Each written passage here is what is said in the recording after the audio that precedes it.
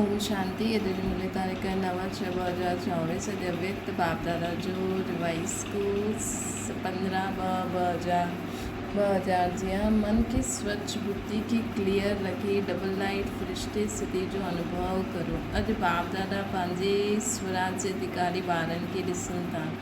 स्वराज्य ब्राह्मण जीवन जो जन्म सिद्ध अधिकार आहे। बाप दादा हर हिकु ॿार खे स्वराज्य जे तख़्त नशीन ठाहे छॾियो अथई। स्वराज्य जो अधिकारी जन्म ते ई हर हिकु ब्राह्मण आत्मा खे प्राप्त आहे। जेतिरो स्वराज्य स्थिति ठहींदी त ओतिरो ई पंहिंजे में लाइट ऐं माइट अनुभव कंदा। बाप दादा अॼु हर हिकु ॿार जे मस्तक ते लाइट जो ताज ॾिसनि था। जेतिरा पंहिंजे में माइट धारण कई आहे ओतिरो ई नंबरवार लाइट जो ताज बि सभिनि जे मस्तक ते चमके थो। जेतिरी असां शक्ति धारण कई आहे उन अनुसार त असां माया ते विजय प्राप्त करे सदा पवित्रता जी लाइट ऐं आत्मिक स्थिति जी लाइट में असां डबल लाइट रहंदासीं। त बाबा चवनि था जेतिरी ॿारनि पंहिंजे में माइट धारण कई आहे ओतिरो नंबरवार लाइट जो ताज सभिनि वटि चमके थो। बाप दादा सभी ॿारनि खे सर्वशक्ति अधिकार में ॾिनी अथई। हर हिकु मास्टर सर्वशक्तिवान आहे परंतु धारणा में नंबरवार ठही आहिनि। बाप दादा ॾिठो अथई कि सर्वशक्तियुनि जी नॉलेज बि सभिनि में आहे, धारणा बि आहे, लेकिन हिकु ॻाल्हि जो अंतर रहिजी वेंदो आहे। कोई बि ब्राह्मण आत्मा खां पुछो, हर हिकु शक्ति जो वर्णन बि ॾाढो सुठो कंदा आहिनि, प्राप्ति जो वर्णन बि ॾाढो सुठो कंदा आहिनि, परंतु अंतर इहो आहे कि समय ते जंहिं शक्ति जी आवश्यकता आहे उन समय ते उहा शक्ति कार्य में न लॻाए सघंदा आहिनि। समय खां पोइ महसूसु कंदा आहिनि कि हिन शक्ति जी आवश्यकता हुई।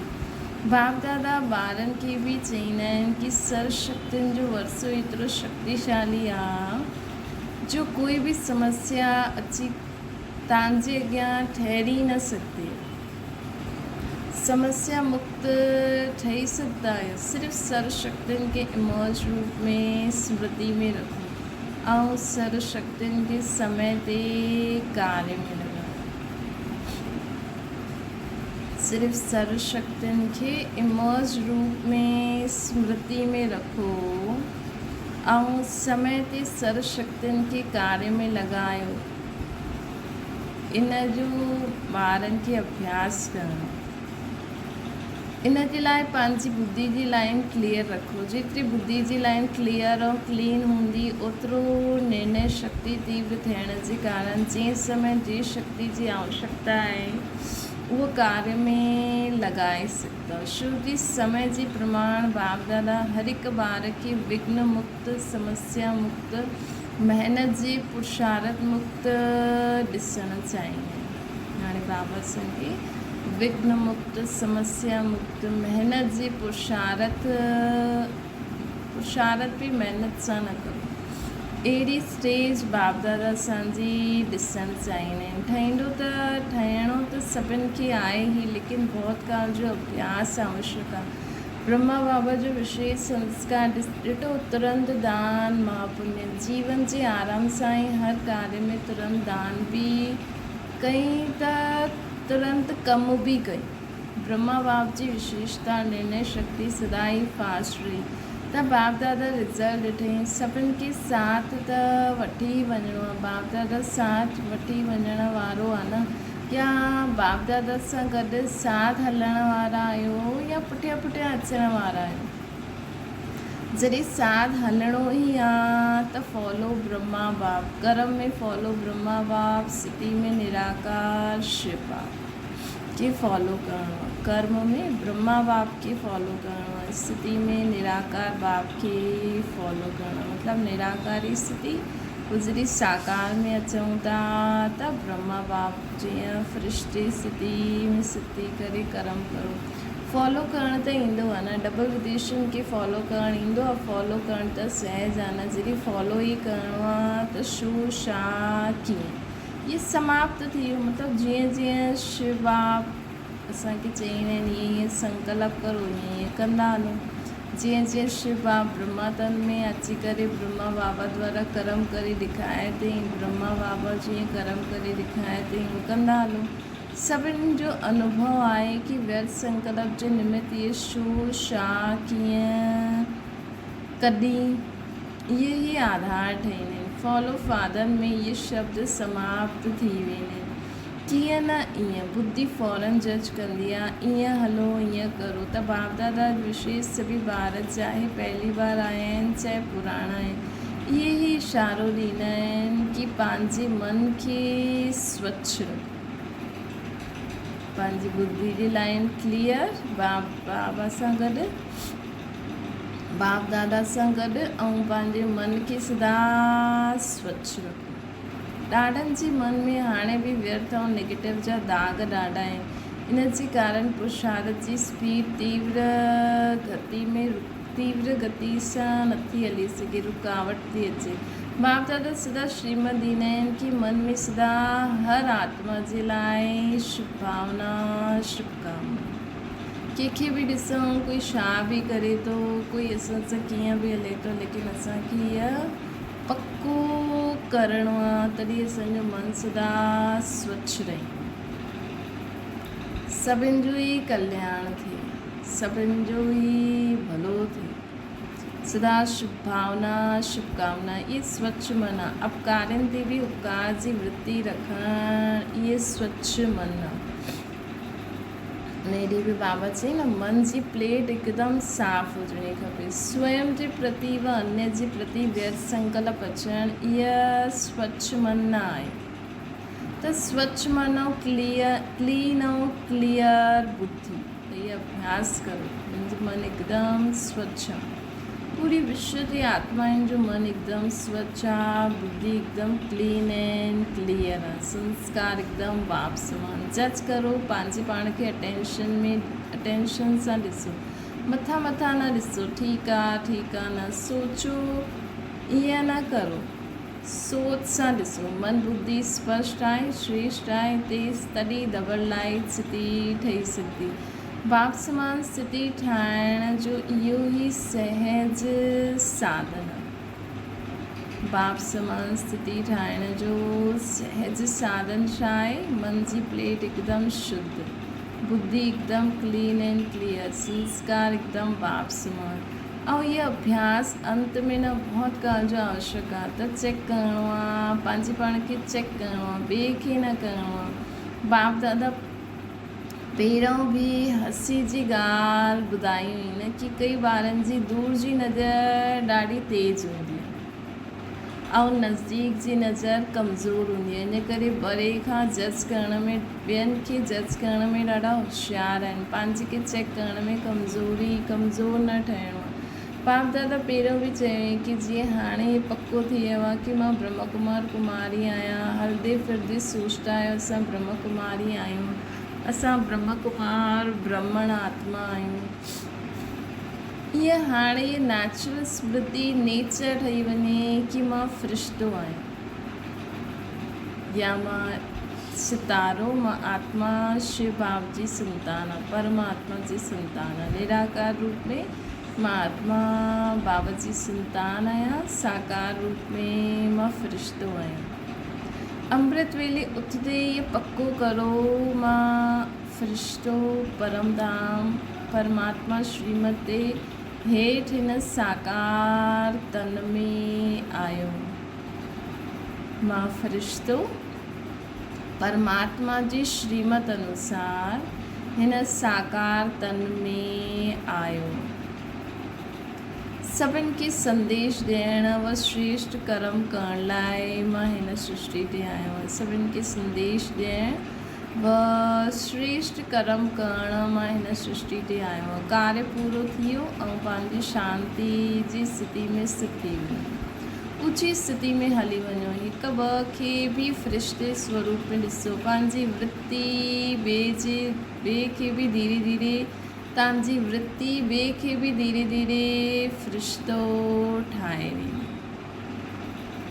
तव्हांजी दृष्टि ॿिए ते बि प्रभाव विझंदी। पक्को आहे कि असां फ़रिश्ता आहियूं, ये पक्को आहे सभिनि खे बाबा पुछनि था। फ़रिश्तो भव जो वरदान सभिनि खे मिलियो आहे न। ये सेकेंड में फ़रिश्तो अर्थात डबल लाइट ठही सघंदा आहे। हिकु सेकेंड में फ़रिश्तो अर्थात डबल लाइट ठही सघंदा आहियो। हाणे असां साकार तन में आहियूं। हाणे फ़रिश्तो डबल लाइट। फ़रिश्तो भव जो वरदान सभिनि खे मिलियो आहे। हिकु सेकेंड में फ़रिश्तो अर्थात डबल लाइट्स ठही सघंदा आहे। हिकु सेकेंड में, मिंट में न, 10 सेकेंड में बि न, हिकु सेकेंड में सोचियो ठहियो। बाबा त कॾहिं कॾहिं चईंदा आहिनि सोचियो बि न सदा आहियूं। अहिड़ो अभ्यास आहे अच्छा जो हिकु सेकेंड में ठही सघंदा आहिनि, 2 में न, हिकु सेकेंड में ठही सघंदा आहिनि। उहा हिकु हथ जी ताली वॼायो, ठही सघंदा आहे। ईअं ई न हथु उठाइणो आहे। डबल फॉलस नथा उठाइनि, टाइम लॻंदो आहे छा? अच्छा जो सम्झंदा आहिनि कि थोरो टाइम लॻंदो आहे, हिकु सेकेंड में न थोरो टाइम लॻंदो आहे, उहा हथु उठायो, ॾाढनि हथु उठायो। अच्छा लेकिन लास्ट घड़ी जो पेपर हिकु सेकेंड जो अचिणो आहे, पोइ छा कंदा? अचानक आयो सेकेंड में, सेकेंड जो आयो, अचानक आयो सेकेंड जो आयो, हथु उठायो, कोई हर्जो न आहे। महसूसु करो इहे बि ॾाढो सुठो आहे। परंतु ये अभ्यास करणो मतिलबु कि चलो ठीकु आहे जेतिरो समय बि वठो था, लेकिन उहो बि सुठो आहे। लेकिन अभ्यास करणो आहे सेकेंड में, करिणो ई पवंदो, न करिणो ई आहे। इहे अभ्यास ॾाढो आवश्यक आहे। चलो पोइ बि बाप दादा कुझु टाइम ॾियनि था। केतिरो टाइम खपे? 2000 ताईं खपे। 21वीं सदी त तव्हां माण्हुनि चैलेंज कई आहे, ढिंडोरो पिटायो आहे, यादि आहे न? चैलेंज कयो आहे न, गोल्डन एज जी दुनिया ईंदी या वातावरण ठाहींदा, चैलेंज कयो आहे न। त एतिरा ताईं त ॾाढो टाइम आहे। जेतिरो स्वर ते अटेंशन ॾेई सघो ॾींदा, जेतिरो स्वर ते अटेंशन ॾेई सघो बि न, लेकिन ॾियणो ई आहे। जीअं देहभान में अचण में टाइम न लॻंदो आहे त 2 सेकेंड, देहभान में अचण में टाइम लॻंदो आहे 2 सेकेंड। जॾहिं चाहींदा बि न आहियो लेकिन देहभान में अची वेंदा आहियो त केतिरो समय लॻंदो आहे? 1 सेकेंड या उन खां बि कम लॻंदो आहे। पतो ई न पवंदो आहे कि देहभान में अची वियासीं। ईअं ई अभ्यास करो, कुझु बि थिए, छा बि करो था, लेकिन इहा बि पतो न पए कि असां सोल कॉन्शियस पावरफुल स्थिति में नेचुरल थी विया आहियूं। जीअं देहभान में अचणु हिकदमि नेचुरल आहे न, ईअं बाबा चवनि था कि असांखे सोल कॉन्शियस पावरफुल स्थिति नेचुरल थी वई। सोल कॉन्शियस पावरफुल स्थिति नेचुरल थी वञे। फ़रिश्ते स्थिति बि नेचुरल हुजणी खपे। जेतिरी पंहिंजी नेचर फ़रिश्तेपन जी ठाहींदव त नेचर स्थिति खे नेचर स्थिति खे नेचुरल करे सघंदी। त बाप दादा केतिरे समय खां पोइ पुछनि ॿारनि खां, त बाप दादा केतिरे समय खां पोइ पुछनि ॿारनि खां कि तव्हां सदा ई हिन स्मृति में रहंदा आहियो? ये नेचर ठही वई आहे कि मां सितारो आहियां, मां फ़रिश्तो आहियां। कोई बि असांजे साम्हूं अचे, असां हुनजे कारण देहभान में त न अची वेंदासीं कि असां हुन स्थिति में स्थित रहींदासीं कि मां सितारो आहियां, मां फ़रिश्तो आहियां। जेतिरी पंहिंजी नेचर फ़रिश्तेपन जी ठाहींदव त नेचर स्थिति खे नेचुरल करे ॾींदी। त बाप दादा केतिरे समय खां पोइ पुछे, केतिरो समय खपे? जयंती चओ केतिरो समय खपे? फॉरन जी तरफ़ सां तव्हां चओ केतिरो समय फॉरन वारनि खे खपे? जनक चओ, दादी चई अॼु ई थींदासीं, कल्ह न। अगरि अॼु जे अॼु आहियूं त हाणे सभई फ़रिश्ता थी वियो, थी वेंदो न। अगरि थी वेंदो त केसि ताईं? बाप दादा ब्रह्मा बाप जो कहिड़ो संस्कार ॿुधाईं, तुरंत दान महापुण्य। हाणे सभु फ़रिश्ते स्थिति में स्थित थी वञो।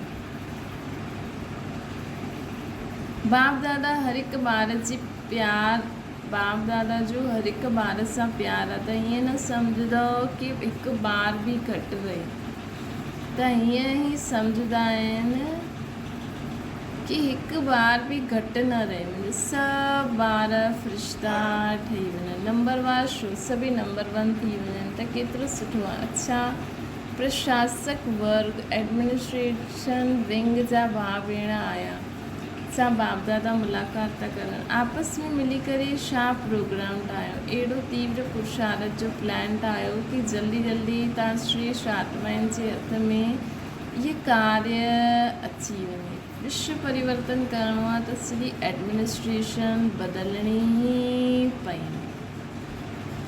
कीअं इहे कार्य सहज वधंदो वञे, फैलंदो वञे, ईअं सोचो। जो बि कम सां कम वॾा वॾा शहरनि में निमित आहिनि उन्हनि खे पर्सनल संदेश ॾियण जो प्लान ठाहियो। कम से कम इहे बि सम्झनि कि हाणे आध्यात्मिकता द्वारा परिवर्तन थी सघंदो, हिन दुनिया जो हाणे आध्यात्मिकता द्वारा परिवर्तन थी सघंदो आहे ऐं थियणो ई आहे। त पंहिंजे वर्ग खे जगाइणो, इन करे इहे वर्ग ठाहियो आहे न। त बाप दादा वर्ग वारनि जी सेवा ॾिसी करे ख़ुशि आहिनि, परंतु इहे रिज़ल्ट ॾिसणी आहे कि हर वर्ग वारनि पंहिंजे वर्ग खे केसि ताईं मैसेज ॾिनो, थोरो बहुत जगायो, बसि साथी ठाहियो, सहयोगी साथी ठाहियो। ब्रह्म कुमार न ठाहियो, लेकिन सहयोगी साथी त ठाहियो न। सभी वर्गनि खे बाप दादा चवनि था कि जे सभी धर्म नेता आया नंबर 1 वारा न हुया, लेकिन पोइ बि हिकु स्टेज ते सभु इकठिया था, सभिनि जे मुख सां निकितो कि असां सभई मिली करे आध्यात्मिक शक्ति खे फैलाईंदासीं। ईअं हर वर्ग वारा जो बि आया हुन हर वर्ग वारे खे रिज़ल्ट कढणी आहे कि असांजे वर्ग वारनि में मैसेज केसि ताईं पहुचो आहे। ॿियो, आध्यात्मिकता जी आवश्यकता आहे ऐं असां बि सहयोगी ठही रिज़ल्ट आहे। रेगुलर स्टूडेंट न ठहनि, लेकिन सहयोगी ठही सघंदा आहिनि। त अञा त केॾो कयो हूंदो, त हाणे वरी खां उन्हनि खे निमंत्रण ॾेई करे उन्हनि खे असांखे वरी खां जगाइणो आहे। त हाणे हर हिकु वर्ग वारनि खे बाबा चवनि था त हाणे हर हिकु वर्ग वारनि जी जो बि सेवा कई आहे, जीअं सभी धर्म नेताउनि खे सॾु कयो, ईअं हर देश जे हर विंग वारनि खे करो। पहिरियों इंडिया में ही करो, पोइ इंटरनेशनल करिणो आहे। हर वर्ग जा ईअं भिन्न भिन्न स्टेज वारा इकट्ठा थियनि, इहे अनुभव करनि कि असां माण्हुनि खे सहयोगी ठहिणो। इहा हर वर्ग जी रिज़ल्ट हाणे ताईं केतिरी निकिती आहे, बाबा चवनि था केतिरी निकिती आहे, इहे चेक करो। ऐं अॻियां छा प्लान आहे। श्री हिकु वर्ग हिकु खे अगरि लक्ष्य रखी करे समीप लाहींदा त पोइ सभु वर्ग वारनि जा जो समीप सहयोगी आहिनि उन्हनि जो संगठन करे वॾो संगठन ठाहींदा ऐं हिक खे ॾिसी करे उमंग उत्साह बि ईंदो आहे। हिकु ॿ खे ॾिसी करे हाणे बटेव आहिनि, कोई शहर में केतिरा आहिनि, कोई शहर सां में केतिरा आहिनि, सुठा बि आहिनि, परंतु सभिनि खां पहिरियों संगठन इकठो करो, पोइ सभिनि खे मिलाए करे संगठन में मधुबन में संगठन करो। त अहिड़ो प्लान कुझु ठहियो हूंदो ज़रूरु। फॉरेन वारनि खे बि संदेश मोकिलियो आहे कि बिखरे उहे ॾाढा आहिनि। अगरि भारत में बि ॾिसो त सुठा सहयोगी आत्मायूं आहिनि, जॻह ते निकितियूं आहिनि, परंतु गुप्त रही वेंदियूं आहिनि। उन्हनि खे मिलाए करे कोई विशेष प्रोग्राम रखी करे अनुभव जो लेन देन करनि, उन सां अंतर पइजी वेंदो आहे, समीपता अची वेंदी। कंहिं विंग में 5 हूंदा, कंहिं में 8 हूंदा, कंहिं में 25-30 बि हूंदा। संगठन में अचण सां अॻियां वधी वेंदा आहिनि, उमंग उत्साह वधंदो आहे। त हाणे ताईं जो सभी वर्गनि जी सेवा थी उन जी रिज़ल्ट कढणी आहे। ॿुधो, सभी वर्ग वारनि ॿुधनि था न, सभी वर्ग वारा जो अॼु विशेष आया आहिनि उहा हथ उठायो। ॾाढा आहिनि जो त हाणे रिज़ल्ट ॾियणी आहे, केतिरा केतिरा केरु ऐं केतिरी परसेंटेज में समीप सहयोगी आहिनि। पोइ उन्हनि जे लाइ रमीक प्रोग्राम ठाहींदासीं। ठीकु आहे न। मधुबन वारनि खे ख़ाली न रहणो आहे। ख़ाली रहणु चाहींदा आहियो या बाबा प्रश्न था पुछनि। मधुबन वारा ख़ाली रहणु चाहींदा आहिनि, बिज़ी रहणु चाहींदा आहियो या थकी वेंदा आहियो। विच में 15 ॾींहं जी छुटी बि थींदी आहे ऐं थियण ई खपे, परंतु प्रोग्राम जे पुठियां प्रोग्राम लिस्ट में हुजणा खपनि त उमंग उत्साह रहंदो आहे। न त जॾहिं सेवा न हूंदी आहे त दादी हिकु कंप्लेन कंदी आहे। कंप्लेन ॿुधायूं, चईंदा आहिनि सभई चईंदा आहिनि पंहिंजे गांव में वञो, चकर लॻाइण वञो, सेवा जे लाइ बि चकर लॻाइण वञो। हिन करे बिज़ी रखिणो आहे। बिज़ी थींदा आहिनि त खिटखिट बि न थींदी आहे। ॾिसो मधुबन वारनि जी हिकु विशेषता अथई, बाप दादा पदम गुणा मुबारक ॾींदा आहिनि। 100 गुणा बि न, पदम गुणा कंहिं ॻाल्हि जी। जॾहिं बि कोई ईंदा आहिनि त मधुबन वारनि में अहिड़ी सेवा जी लॻन लॻी वेंदी आहे जो कुझु बि अंदरि हुजे उहो छिपी वेंदो। अव्यक्ति ॾिखाए में ॾींदा आहिनि, अथक ॾिखाए में ॾींदा आहिनि ऐं रिमार्क लिखी करे वेंदा आहिनि कि हिते हर हिकु फ़रिश्तो लॻंदो आहे। त इहा विशेषता ॾाढी सुठी आहे जो हुन समय विशेष विल पावर अची वेंदी आहे, सेवा जी चमक अची वेंदी आहे। त इहे सर्टिफिकेट त बाप दादा ॾींदा आहिनि। मुबारक आहे, त ताली वॼायो मधुबन वारनि जे लाइ। ॾाढो सुठो। बाप दादा बि हुन समय चकर लॻाइण ईंदा आहिनि। तव्हां माण्हुनि खे पतो न पवंदो आहे, लेकिन बाप दादा चकर लॻाइण ईंदा आहिनि। त इहा विशेषता मधुबन जी ॿियो अॻियां वधाईंदा वञो। अच्छा, मीडिया वे फॉरेन में बि मीडिया जो शुरू थियो आहे न। बाप दादा ॾिठो आहे कि मीडिया में हाणे महिनत सुठी आहे, सभी अख़बारनि में निकिरणु शुरू थियो आहे ऐं प्यार सां बि ॾींदा आहिनि त महिनत जो फल बि मिली वियो। हाणे ॿियो बि विशेष अख़बारनि में जीअं टीवियुनि में कंहिं भी परमानेंट थोरो समय बि ॾेई छॾियो, रोज़ु हलंदो आहे न, त इहो प्रोग्राम सुठो आहे। सभिनि खे ॿुधण में सुठो अनुभव थींदो आहे। ईअं अख़बारनि में बि विशेषता सप्ताह में चाहे रोज़ु चाहे हर 2-3 ॾींहं में हिकु पीस मुक़ररु थी वञे कि अध्यात्म शक्ति वधाइण जो मौक़ो आहे। अहिड़ो पुरुषार्थ करो। वैसी सफलता आहे, कनेक्शन बि ॾाढो सुठो वधंदो वेंदो आहे। हाणे कुझु कमाल करे ॾेखारियो। अख़बारनि जी करे सघंदा आहियो न, गुप्त करे सघंदा आहियो, ग्रुप करे सघंदा आहियो, हथ उठायो। हा कंदासीं। उमंग उल्लास आहे त सफलता आहे ई, छो न थी सघंदो आहे। आख़िर त समय ईंदो जॾहिं सभु साधन असांजी तरफ़ सां यूज़ थींदा। ऑफर कंदा तव्हांखे, ऑफर कंदा कुझु ॾियो, मदद ॾियो। हाणे तव्हां माण्हुनि खे चइणो पवंदो आहे सहयोगी ठहो, पोइ उहे चईंदा असांखे सहयोगी ठाहियो। सिर्फ़ु इहा ॻाल्हि पकी रखणी आहे, फ़रिश्तो फ़रिश्तो फ़रिश्तो। पोइ ॾिसो असांजो कमु केतिरो जल्दी थींदो आहे, पुठियां पइणो न पवंदो। लेकिन परछाई जिस्म उहा आपे ई पुठियां ईंदा। उहा सिर्फ़ु असांजी अवस्था जे रुकण सां रुकिया आहिनि। इहा आत्माऊं सिर्फ़ु असांजी अवस्था जे रुकण सां रुकिया आहिनि। एवर रेडी ठही वञो त सिर्फ़ु स्विच दबाइण जी देरी आहे। अगरि असां एवर रेडी हूंदासीं त बाबा स्विच दबाईंदो उहा अची वेंदो सहयोग करण लाइ।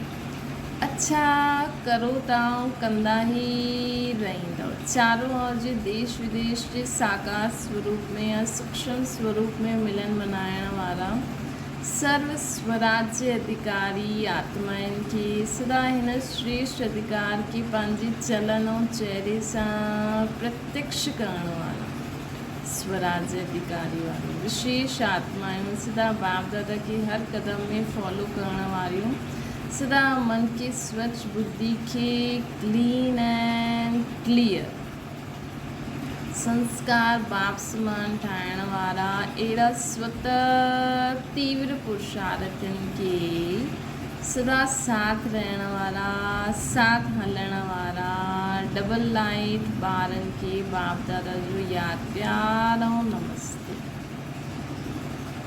वरदान साधननि खे निर्लेप व न्यारो ठही कार्य में लॻाइण वारा बेहद जे वैरागी ठहो। बेहद जे वैरागी अर्थात कंहिंमें भी लगाव न रहे, सदा ही बाप जा प्यारा। ये प्यारोपन ही न्यारो ठाहींदो आहे न। बाप जो प्यारो न त न्यारो भी न ठही सघंदो। अगरि असां बाप जा प्यारा न आहियूं त सर्व सां न्यारा भी न थी सघंदा आहियूं। लगाव में अची वेंदो। जो बाप जो प्यारो आहे उहो सर्व आकर्षण सां परे अर्थात न्यारो हूंदो। इनखे चइबो आहे निर्लेप स्थिति। जो बाप जो प्यारो हूंदो सर्व आकर्षण सां न्यारो हूंदो, इनखे चइबो आहे निर्लेप स्थिति। कोई भी हद जे आकर्षण जी लेप में अचण वारा न।